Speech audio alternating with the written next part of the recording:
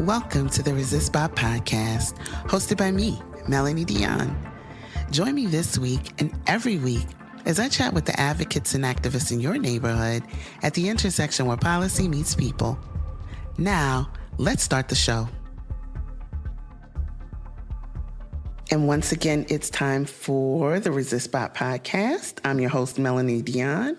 This is where we talk weekly about where policy intersects with people.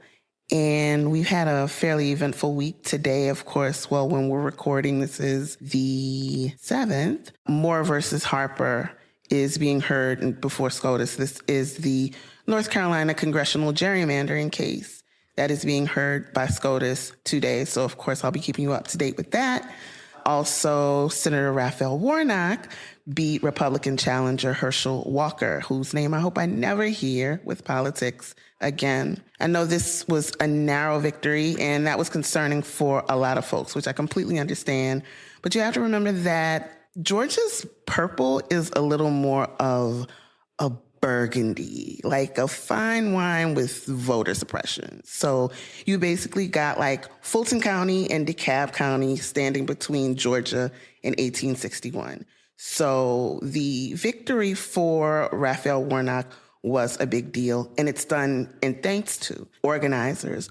The role of organizers in this election cannot be overstated. And while, the regular folks, we have our sometimes annoyances with the tactics, because I think everybody's breathing a sigh of relief because they're getting a little break from the text messages. But it was necessary and effective. This is the type of work that needs to be done when you are dealing with suppression that is sweeping the country. Like, this was Georgia's highest turnout for any race, not just runoff. This was their highest turnoff. And that's with Georgia using every suppression tactic they had access to.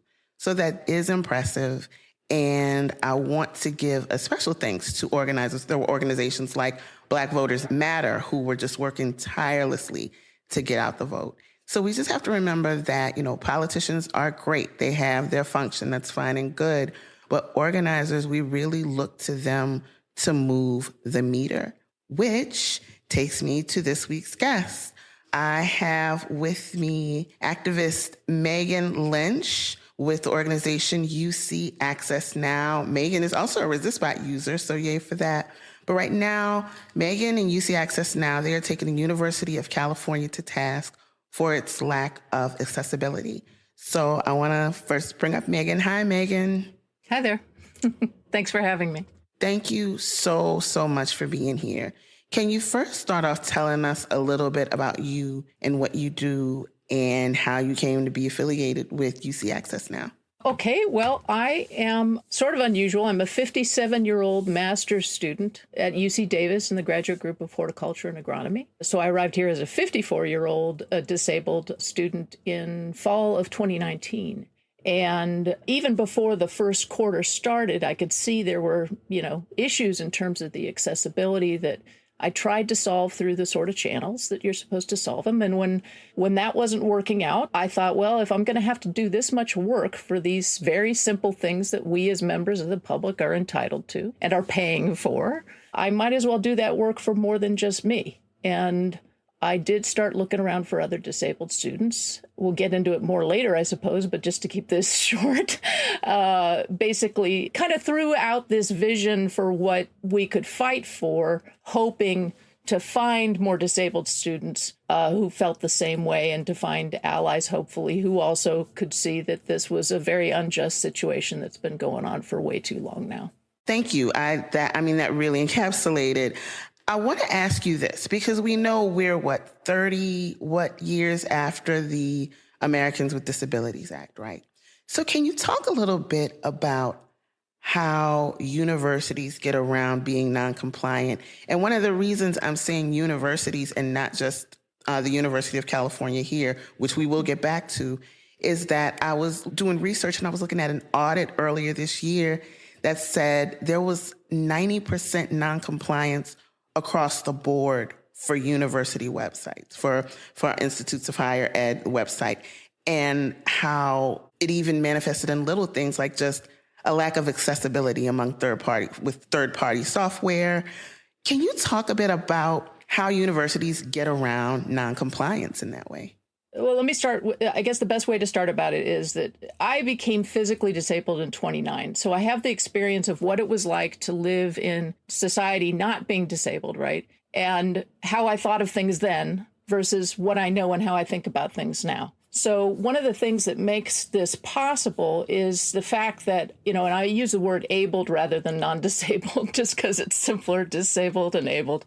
Abled society, there's a kind of like de facto segregation that goes on. Most people do not know, quote unquote, out disabled people. Of course, there's some disabled people who have no choice about being out. It's very obvious they're disabled. But a lot of people have disabilities where you wouldn't know it unless they claim it.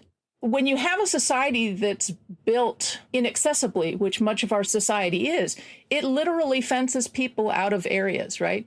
Then abled people who are the sort of like in that hegemonic group in the society in terms of the myths we tell about each other and how we fund things and that kind of stuff, don't really actually know much about what day-to-day existence or anything is like for disabled people. And that means that who they learn that information from is from people who have like a vested interest in keeping that separation and injustice going. So because of that, disabled people and some allies fought very hard for disability law in this country.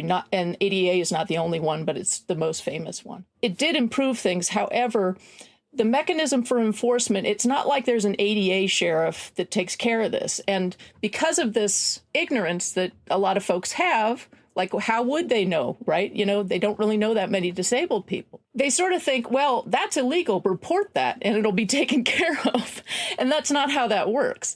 The enforcement mechanism, largely, as I understand it, and I have to say I'm not a lawyer, I'm not an expert in disability law, but generally you would have to sue as a disabled person. And disabled people happen to also be among the poorest in our society because society does a lot to impoverish us. We get punished financially. We have a higher cost of living. And then, for instance, when you see in other higher education, even community colleges do this, where instead of just offering what ADA says you should offer, just making accessibility, or at least the highest common denominator of accessibility, available by default, because disabled people are members of the public, we pay taxes, we pay for these institutions, you could just design them so they're accessible by default. We have this sort of rationing and policing system that gets used. And again, because there's this sort of segregation in society, there's not a lot of disabled people around able people to kind of talk back to that idea. And so everybody just accepts that that's the way it should be. And so because of that, the way that higher ed is able to keep from being accessible is that it takes enormous amounts of money. And then often disabled people are often, not everybody is, but some people's disabilities, a lot of people's disabilities really make them tired and stressed anyway. They're going through it in the medical system. They're going through it in the aid system. They're going through it for every single, like they have to fill out forms for every single thing they need in this society. It tires you out. So like even for people who aren't disabled, a lawsuit's very stressful and draining. So when the only people who are going to sue over this are disabled people, it really limits the enforcement of this law. And those who have a vested interest in keeping things this way know that. So they would rather put the fence up and just take their chances on who's going to sue them, because they usually have more resources than the disabled person does anyway. So they can hire, larger law firms who specialize in fighting these kinds of suits. That really speaks to the importance of intersectionality, Megan, because this is something that unless you're in that situation, how would you know? Unless you're in a social situation or in like a basic everyday situation with someone who is disabled. And you're right, a lot of people do not. A lot of people don't have that experience to build any kind of attachment to it. That leads to a lack of importance being placed on the need to sue as someone with resources, as someone, outside of that sphere. And people assume that the government's, enforcing the law. It's not off base to assume that, but it's a naive assumption. What you were saying about intersectionality is also important in terms of like a lot of the stock photos and illustrations are sort of like of white disabled people. And we have to remember that like disability is just one way of being marginalized. If you're marginalized by more than that way, then you can imagine how much harder it is for you to get the resources. And, speaking about cultural competency, same thing, like something that's going to work for somebody who's white and maybe getting more privilege in society, is more privileged in society, sort of more made for them than somebody who's marginalized in multiple ways. Maybe even what little aid that we do have out there in terms of resources, information, community support isn't keeping in mind folks who have multiple marginalizations. And that is the absolute truth when you look at any segment of life. And this is something that Valissa Thompson said very early on in one of our earlier episodes. You have to look at that also through the lens of disability, the lens of what dealing with this plus a disability actually looks like. And that absolutely includes being marginalized. That absolutely includes if you're a Black woman and need abortion care, if you are a Black boy and need mental health care. All of that factors into it. So I appreciate you putting such a fine point on that, though. So what you've also done is taken action. I want to get back to the University of California. With you taking action, you started out with your Demandifesto and how what sparked it. And I know you went into it a little bit at your intro, but can you put a few more details and context into from where you really got involved and took the next step and to where we are now, or at the very least to the Demandifesto? Yeah, the Demandifesto started as sort of a bullet point list in fall. As I said, I was encountering it even before I started. And I started just making a list of things that I was encountering as well as things that I noticed. While I don't yet use a wheelchair myself, I, had a really good friend who does. And so he helped open my eyes to some of the things. So I had some ability to spot those things. And at that point, I did not know that many disabled people on campus. There is no disability cultural center. So you go to the student cultural center, there's nothing there for disabled people. And so your only way of finding other disabled people here would be to go to the Rationing and Policing Agency. And then you feel weird because then you're you're instead of getting to know people in this real regular way, you're sort of going around in the lobby of the place that's kind of policing you and going, hey, do you want to organize to get it just felt weird. So it made it difficult. But it's so interesting. I was just going to say it's so interesting that you said that, because that was another one of the things that I was coming across, and how not only are universities, yours included, missing the mark in terms of, these big glaring things, but also there were lapses of just making an extracurricular presence possible and accessible. That's an incredibly good point, because one of the things, and it took me a while to sort of see it, and this is even with me having been disabled all these years and having taken courses at community college as a disabled student before I came here. It really was a journey for me to, because I was raised with this way of viewing things. And so even with the disability and even knowing how bad it was, I still hadn't, I'm sure it's one thing if you're born disabled, but if you are raised as an able person and then you become disabled, there's a long journey in terms of peeling off that internalized ableism. So even decades later, I'm still kind of dealing with that. But you're very right that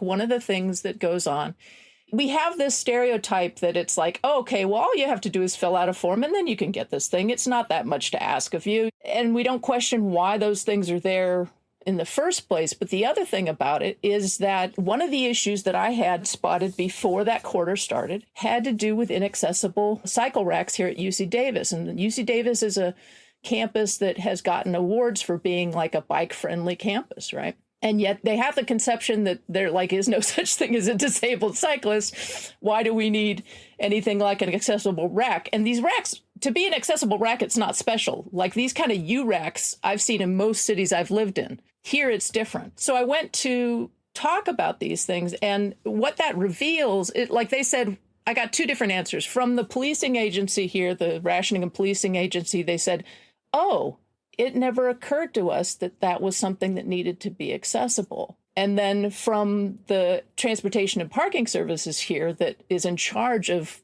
designing, citing, and selecting, buying, and citing those racks, the immediate knee-jerk response was, this isn't covered under ADA. That's not correct, but that was their immediate response. So the conception here, the thing is the way the university approaches accessibility is not like, this is a public university, disabled people are part of the public, therefore. Their response is, this is a law. We don't want to comply with the law any more than we absolutely have to. And so there's two separate offices, one for students, one for employees, because the law differs somewhat. So you see, it's not coming from a place of inclusion or care. It's coming from a place of compliance. And because it's coming from a place of compliance, you'll notice that everything they offer is related only to being in the classroom or work. You know, when you get a brochure for a campus, when you're shopping, where your student's going to go, where the student wants to go to, they have shiny pictures, not so much of like, you know, here's your accessible chair in your classroom. Everybody else gets pictures of cool events they can go to and clubs and, you know, isn't this a nice, let's look at the arboretum here or whatever. These things aren't accessible here. You get this bare minimum version. So like even your wheelchair accessible transportation here, we'll get you to school or to work, but you're not going to be able to get to this other campus event because we don't consider that something that you're entitled to do like everybody else. The question you had there just reminded me of that. That's all. No, I was just thinking about the lack of effort and the lack of care that it takes. And one of the knee-jerk responses people often have is, well, when you have a robust student life for everyone, including disabled people, then that should be, you know, makes for a better campus experience. Yeah, that's great. Love for everybody to have a great campus experience.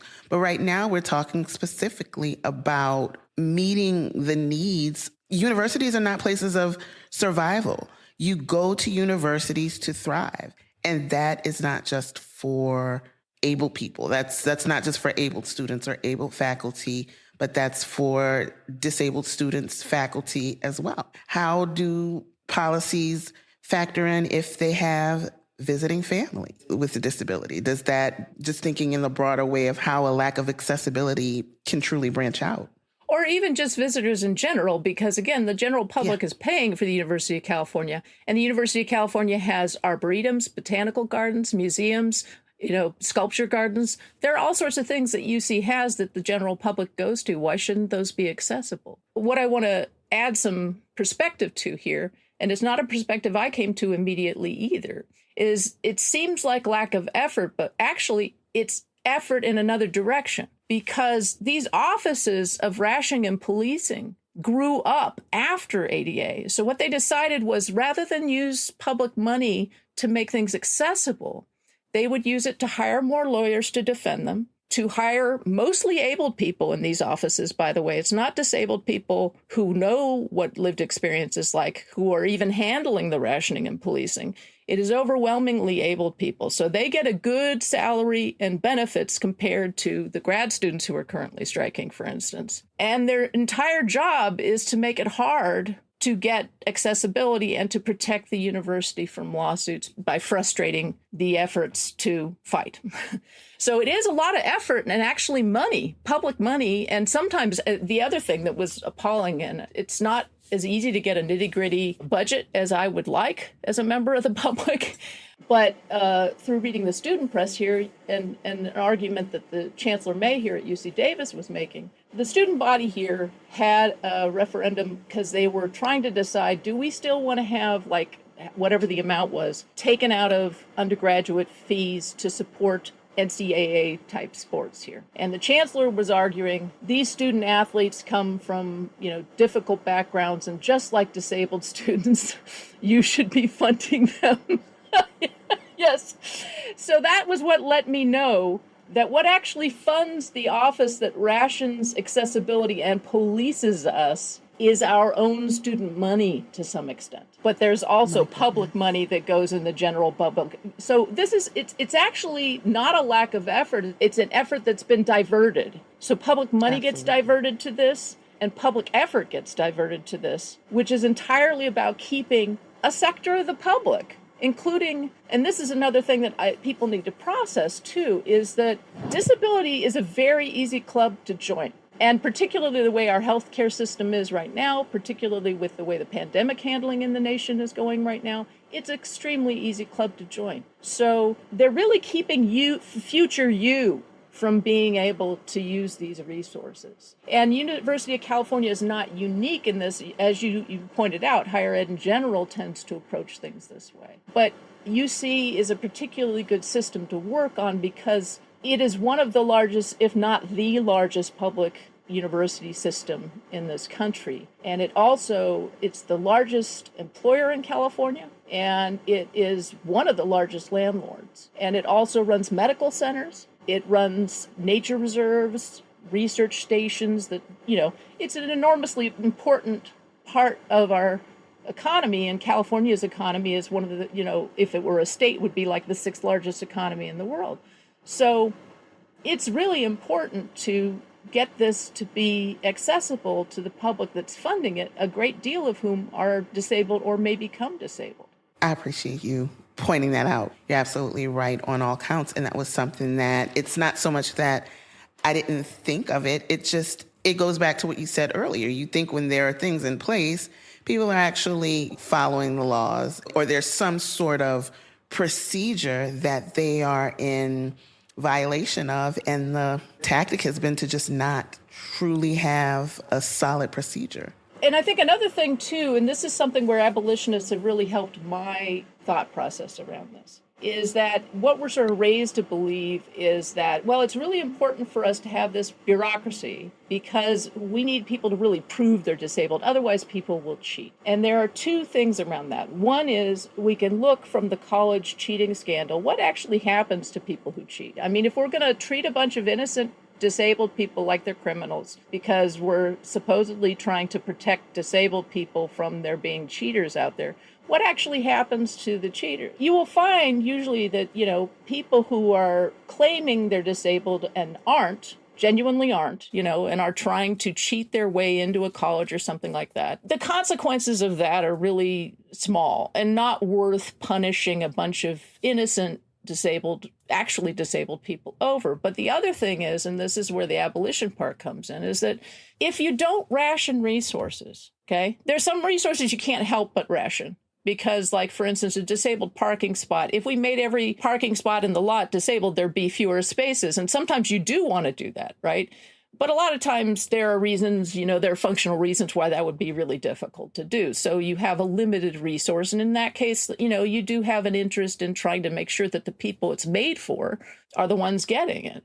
But in a lot of things, when it comes to just being able to get into the classroom, the doors being wide enough, there being a button to push that's going to open the door for you, things like that. These are not rationed things.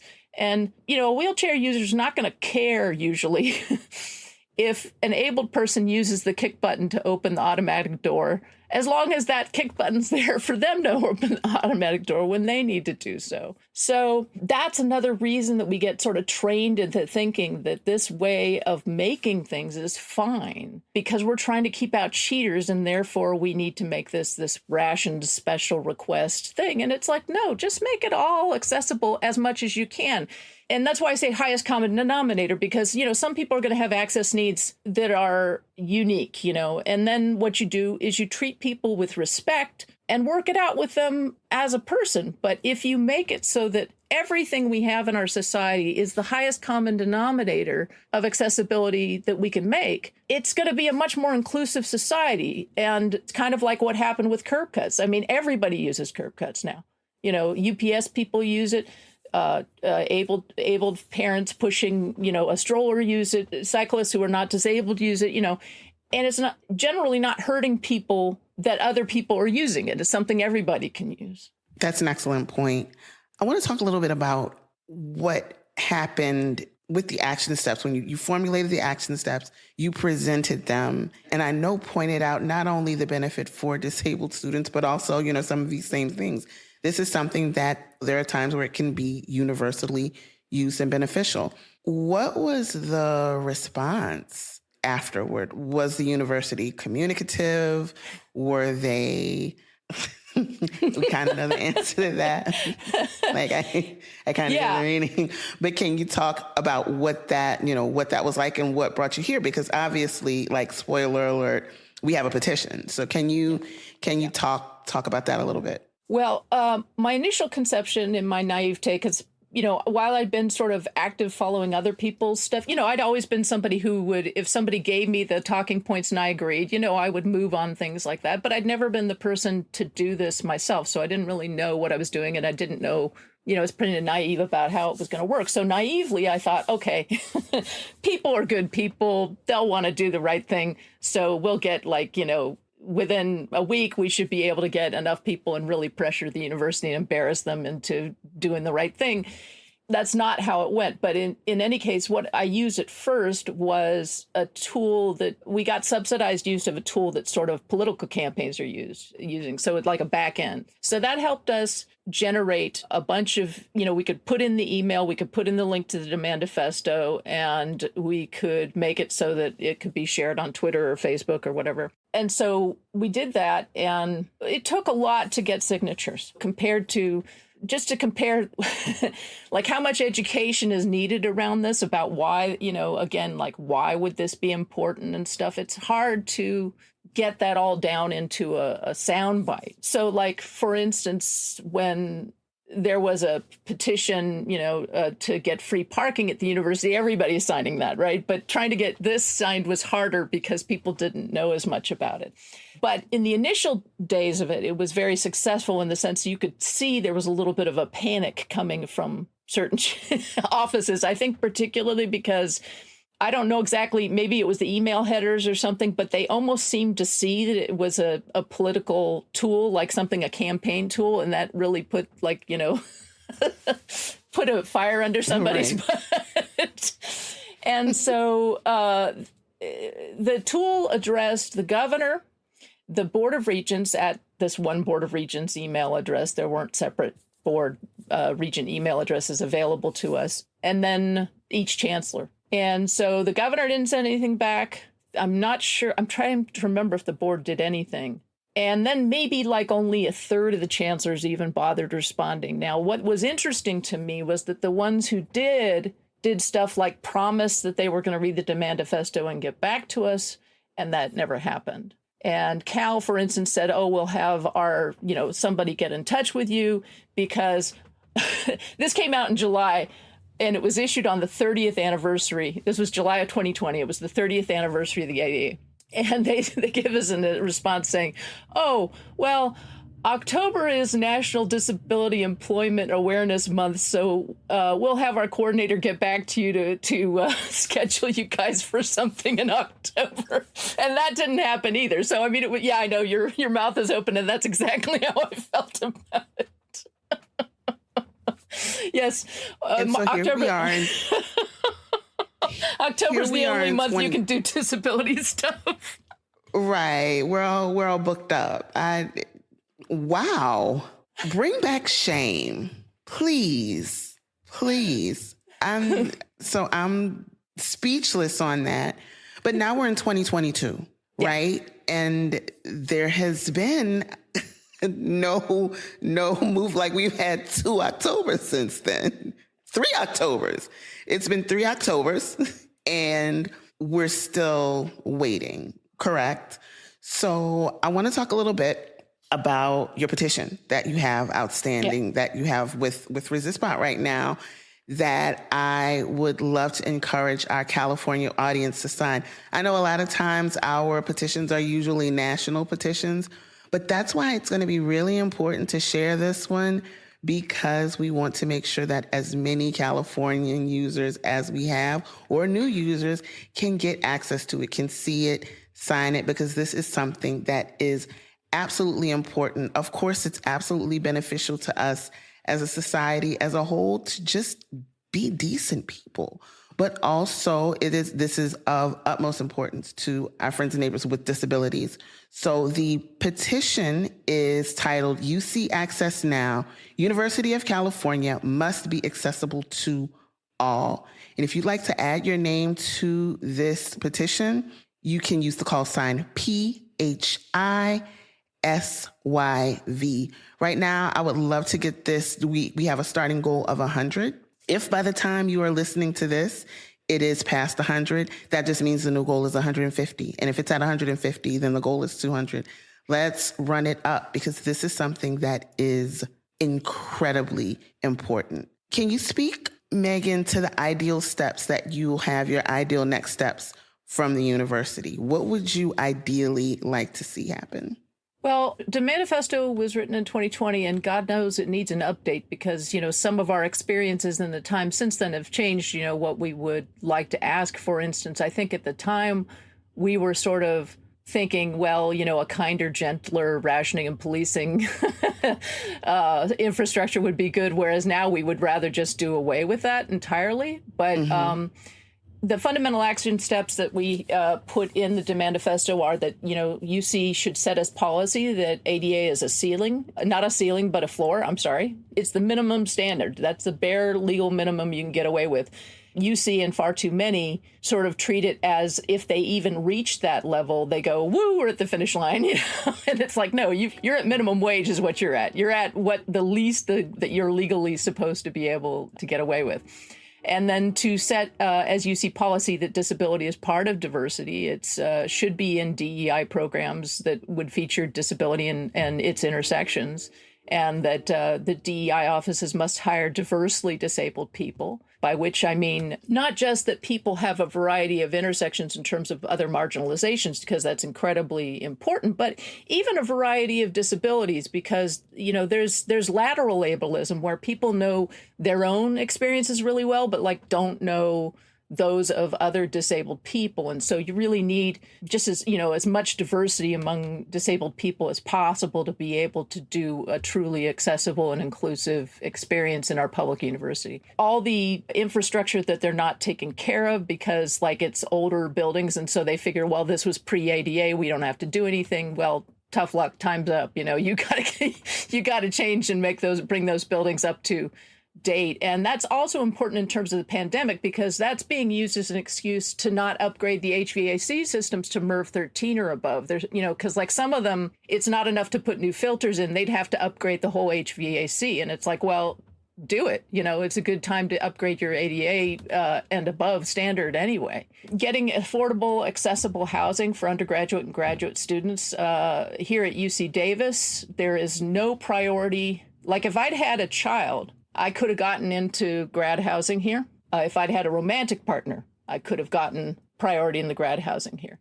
But as a disabled person with access need, and not a child and not a romantic partner, I had zero priority. So you've got to make it so that for those disabled people who have access needs where they really need to be close to campus, or they have other access needs that could be solved through university housing that aren't solved through looking at an apartment or going somewhere else, because to be honest, even among quote unquote affordable housing, it's often not accessible, and that's got to change. So, they have to admit and hire diversely disabled students, staff, and faculty in at least the proportions that disabled people exist in the general population. They've got to publish statistics on these things, which they do not currently do. And they have to fund and compensate working groups with decision-making capabilities at each campus, medical facility, lab, field facility, and extension center so that they can identify what needs to be worked on, so that it's not just people going, oh, we need, now we have a new compliance goal, but they don't know anything about accessibility and they don't have any lived experience of being disabled. Instead, you need to make sure that we're hiring and admitting to school the kind of people who represent the diversity we see in the public. And that should be happening generally as well, not just with disability issues. And so there's got to be an audit of UC initiatives and construction projects that are already underway to correct for any lack of accessibility before it becomes literally set in stone. So an example of that is there's a new building that just opened this year here. And the two great centerpieces of this teaching and learning center here on UC Davis are two gigantic concrete stairways with study areas that are benches that are adjoining the stairway. And these are meant to be gathering areas. And, how is somebody who uses a wheelchair or mobility scooter or anything supposed to do that? And they designed a building post-ADA. They designed this as the centerpiece. So it shows the enormous either disconnect if it's innocent Or if it's not innocent, it's basically saying, hey, we don't mind taking your taxes, but we're going to use them to build this thing you can't use. There's more that, like funding scholarships and fellowships. Yeah. It's very difficult for disabled people with certain disabilities to even get some of these scholarships because, for instance, the yardstick like GPA-wise that you're being measured by, you're being measured by a system that is designed like in a way that's hostile to you. So it makes it hard to perform up to that level. So we have to make sure there's funding and stuff that makes it possible for disabled people to be here. And there's a couple other ones, but it is broken down into sort of bullet point. And then we give more background in the Demandifesto about ableism, about the medical model of disability. And then there's a lot of sort of like bullet point examples at the end to like be really nitty gritty about this is something we've observed, and other campuses no doubt have other examples. Let's get to work. Yeah, I truly appreciate that. Again, it's not just UC. That's the breathtaking thing about it. This is something 90% across the board is a strong number, but it also goes back to what you said about there not being enforcement, not when there's no adequate enforcement, and the view is that this is the ceiling and not the floor. This is even that, not even meeting the floor, not even meeting their ceiling and being completely fine with missing the mark is absolutely astonishing.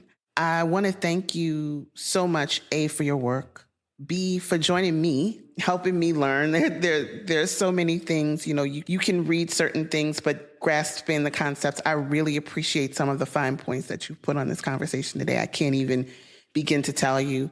So can you talk, because I know this is not easy work, can you let people know who want to help, what they can do, how they can help, whether they are local or national?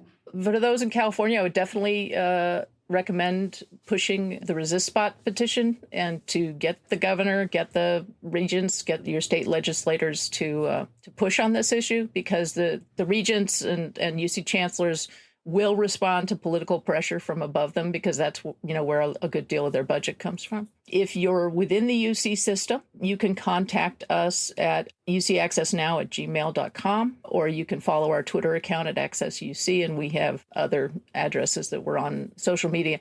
We do presentations within UC. So if your department or your, student club or whatever wants to have a presentation, when we have the energy and time, we're happy to do that. And that's actually a big deal, because part of the initiatives, we've had an influence in terms of the current UC strike, UC UAW strike. There were in initial contract proposals, access needs articles that would have pushed the university to go beyond ADA in terms of making things accessible for workers. So it would have dropped the medical documentation requirement, for instance. And to just show, again, that this is not a mistake, an innocent mistake on UC's part. UC fought these articles about as hard as anything they fought on that contract. And they got dropped by our bargaining teams. So another way you could help is that, if you're one of those folks who's kind of like going, yay, I support the strikers, make sure you mention those access needs articles, because it's a crucial time right now to let the rank and file know about the need for this and to support the disabled workers who have already been working all year on these access needs, because we need to get those back on the menu in terms of any kind of agreement that gets made. But part of the reason we were able to make and influence and educate was because of these presentations. So if you are in UC in any, wing of UC, student club or whatever, we're happy to do presentations. And of course, if you want to volunteer for something, also, contact us through social media or the email address I gave. Thank you so much, Megan. I want to thank you for joining me. Again, thank you for your tireless work. Anytime you would like to come back, by all means, you are more than welcome. I also want to thank you folks for joining me this week. Thank you so much for taking your time out of whether it's your morning or your afternoon to listen to the Resistbot Podcast. Remember that if you want to support the petition from UC Access Now, you can text PHI, S as in Sam, YV as in Victor to 50409.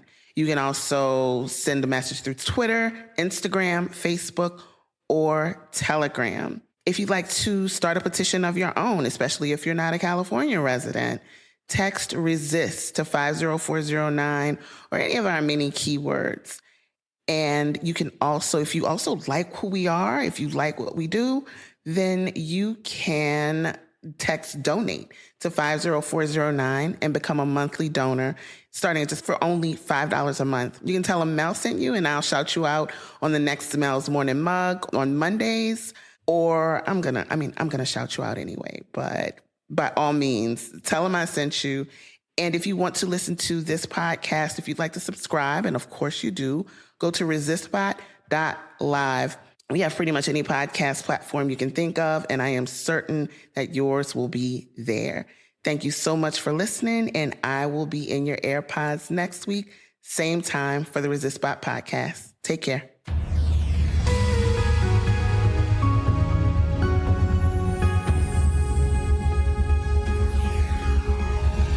The Resistbot Podcast is a production of Resistbot Action Fund, a social welfare nonprofit organization. Resistbot is funded by monthly donors like you. Support Resistbot by texting DONATE to 50409. You can learn more and see a complete guide to using the service, a real-time list of trending petitions, learn how to organize your own pressure campaigns, or launch your own voter pledge drives at www.resist.bot. Thanks so much for joining, and we'll see you next week.